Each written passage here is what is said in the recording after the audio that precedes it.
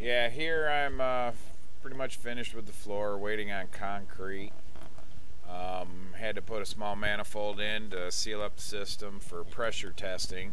Had to hold, what was it, 28 pounds overnight or something for the inspector. This is the heat controller I plan on using to monitor the boiler. There's the pressure reading. This red spot in the picture is where I put the thermocouples. I have them sectioned all over the floor, so I'm going to have different controllers so I can play around with the heats and the efficiencies. Just an opening where the water is going to come through. Filled it with sand so the floor wouldn't fill it up. This will be the doorway into the basement.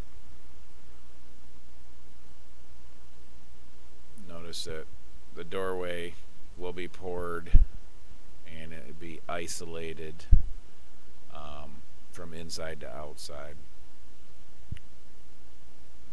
And here we're troughing in.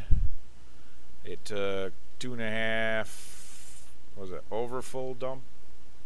Yeah, overfilled loads of concrete.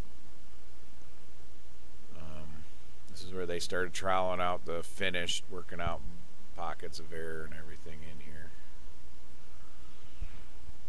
You can tell where the foundations for the steel columns are.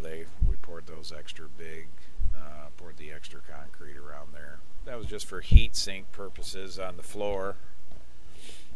And these are pictures from the main door, next level up, just looking in as the concrete was curing. Very smooth, very nice. This is where I had to cut the 6-inch columns to the proper height. These are the sections that I cut off, and I am building the top platform to weld on top of the 6-inch column to hold the I-beam in place. It's made of 1/2-inch steel plate and should hold up a tank when completed.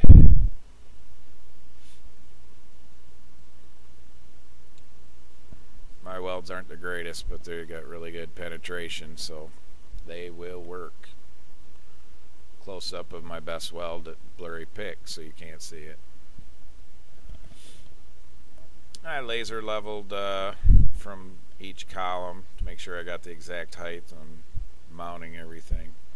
This is after I placed the 26-foot steel crane I-beam, recycled from an old jib crane that sat around for years. And you can just see the handle of the lift that I used to install the beam up there. This bracket idea had been scrapped later on video 5.